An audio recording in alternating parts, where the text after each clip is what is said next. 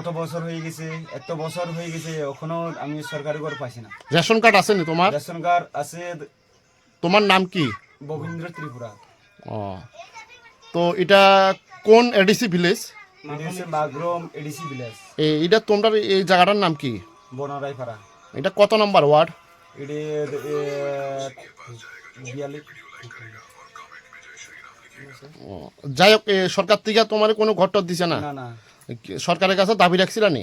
রাখছে। ইডিয়ে বারবার হয়ে গেছে গই, ইডিয়ে সব চাইছে। ইডিয়ে হয়েছে আজকে দিব, ইডিনি দিব, এই সেই বকর সকর হয়ে গেছে, এখনো পাই না। তোমার পরিবারে কতজন আছো? আমরা 6 জন আছে। 6 জন। 6 জন আছো। হ্যাঁ। তো তুমি কিভাবে সংসার চালাও? ইডিয়ে একটু সরকারি ইডিয়ে সরকারি না পাইলেও ইডিয়ে কারো বদললা এরকম কাজ টাজ কইরা খাই আর কি।